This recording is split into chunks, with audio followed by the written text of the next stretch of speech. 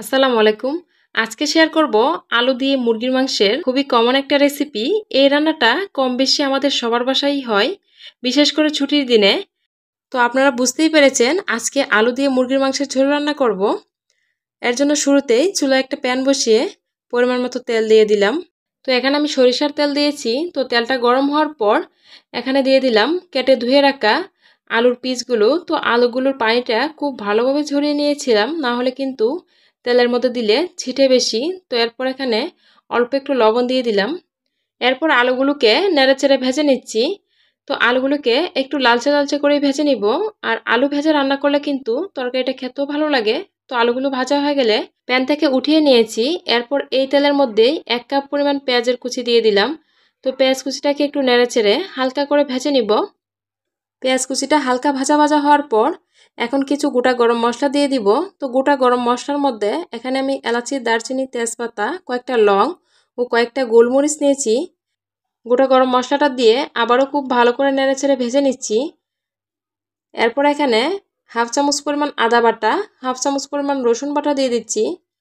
তো আজকে আমি প্রায় 700 গ্রামের মতো মুরগির মাংস রান্না করছি। এর পরিমাণে এই মশলাগুলো দিচ্ছি।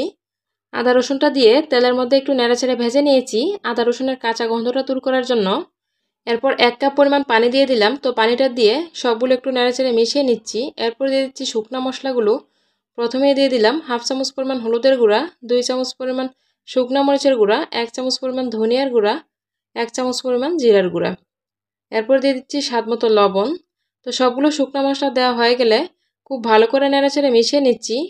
এখন একটা ঢাকনা দিয়ে ঢেকে মশলাটাকে কষিয়ে নিব। তো মশলা কষতে কষতে ওইদিকে আমি একটা টমেটো পেস্ট করে নিয়ে আসলাম। তো মশলাটা কষানো হয়ে গেছে। এখন ঢাকনাটা উঠিয়ে সবগুলো নেড়েচেড়ে মিশিয়ে দেওয়ার পর টমেটোর পেস্টটা দিয়ে দিলাম। তো এখানে আমি একটা টমেটোর পেস্ট দিয়েছি। টমেটো পেস্টটা দিয়ে আবারও সবগুলো একসাথে নেড়েচেড়ে মিশিয়ে দিয়েছি। তো এখন আবারও একটু কষিয়ে নিব। ঢাকনাটা দিয়ে 3-4 মিনিট কষিয়ে নিব আর কি। আর কষানোর এই সময়টা চুলা আঁচটা মাঝারি আঁচে রেখে কষিয়ে নেব। তো টমেটো পেস্টটা দিয়ে কষিয়ে নেওয়ার পর এই পর্যায়ে ঢাকনাটা উঠিয়ে সবগুলো নেড়েচেড়ে মিশিয়ে দিচ্ছি। তো মশলা কিন্তু খুব সুন্দর কষানো হয়ে গেছে। মশলার উপরে তেলটা খুব ভালোভাবে ছেড়ে এসেছে। তো এখন দিয়ে দিচ্ছি আগে থেকেই কেটে ধুয়ে রাখা চিকেনের পিসগুলো। তো আজকের চিকেনের পিসগুলো আমি একটু বড় করেই রেখেছি। আর চিকেনের এই রান্নাটাতে চিকেনের পিসগুলো একটু বড় করে দিলেই দেখতে বেশি সুন্দর লাগে, খেতেও ভীষণ ভালো লাগে। তো চিকেনের পিসগুলো দিয়ে খুব ভালো করে সবগুলো নেড়েচেড়ে মিশিয়ে দিচ্ছি, মশলাটা যাতে চিকেনের ভিতরে প্রবেশ করতে পারে।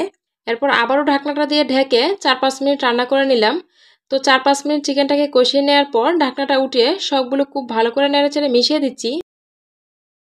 এখন দিয়ে দিচ্ছি ভেজে রাখা আলুর পিসগুলো। তো আলুগুলো দিয়ে সবগুলো নেড়েচেড়ে মিশিয়ে দিয়ে এখন আলু ও চিকেনটা একসাথে 4-5 মিনিট কষিয়ে নিব।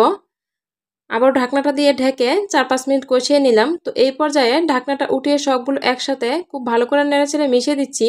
এখন কিন্তু আলু ও চিকেনটা খুব সুন্দর কষানো হয়ে গেছে। আর চিকেন ও আলুটা প্রায় 70% সিদ্ধও হয়ে গেছে। তো এই পর্যায়ে ঝোলের জন্য পানি দিয়ে দিচ্ছি। তো ঝোলটা আপনারা যার যার টেস্ট অনুযায়ী দিবেন, যে যতটুকু ঝোল খেতে পছন্দ করেন। তো ঝোলের জন্য পানিটা দিয়ে সবগুলো খুব ভালো করে নেড়েচেড়ে মিশিয়ে দিচ্ছি। এরপর ঢাকনা দিয়ে ঢেকে আলু ও চিকেনটা পুরোপুরি সিদ্ধ হওয়া পর্যন্ত রান্না করে নিব। তো ঢাকনাটা দিয়ে প্রায় 7-8 মিনিট রান্না করে নিয়েছি। এখন কিন্তু আলু ও চিকেনটা পুরোপুরি সিদ্ধ হয়ে গেছে। তো আমি ঢাকনাটা উঠিয়ে আলতোভাবে একটু নেড়েচেড়ে মিশিয়ে দিয়েছি। এরপর এখানে সুন্দর একটা ফ্লেভার আসার জন্য কয়েকটা কাঁচামরিচ দিয়ে দিলাম। তো কাঁচামরিচগুলোকে আমি এখানে আস্তই দিয়েছি। এরপর দিয়ে দিচ্ছি গরম মশলার গুঁড়া। তো এখানে হাফ চামচ পরিমাণ মতো হবে গরম মশলার গুঁড়া। গরম মশলার গুঁড়াটা দিয়ে সবগুলোর সাথে খুব ভালো করে নেড়েচেড়ে মিশিয়ে দিচ্ছি। তো আমার আলু ও চিকেনের তরকারিটা রান্না করা হয়ে গেছে। এখন একটা ঢাকনা দিয়ে ঢেকে কিছুক্ষণের জন্য দমে রেখে দিব চুলার আঁচটা কমিয়ে। তো 4-5 মিনিট দমে রাখার পর তরকারির ফাইনাল লুকটা আপনাদের সাথে শেয়ার করছি। দেখুন তরকারির কালারটা কতটা সুন্দর হয়েছে। আশা করছি আমার আজকের এই আলু দিয়ে চিকেনের রেসিপি আপনাদের ভালো লেগেছে। রেসিপি ভালো লাগলে চ্যানেল সাবস্ক্রাইব করার অনুরোধ রইল। আর যারা ফেসবুক থেকে দেখছেন প্লিজ পেজটাতে একটা ফলো দিবেন। আজকের ভিডিওটি এখানে শেষ করছি। সবাই ভালো থাকবেন। আল্লাহ হাফেজ।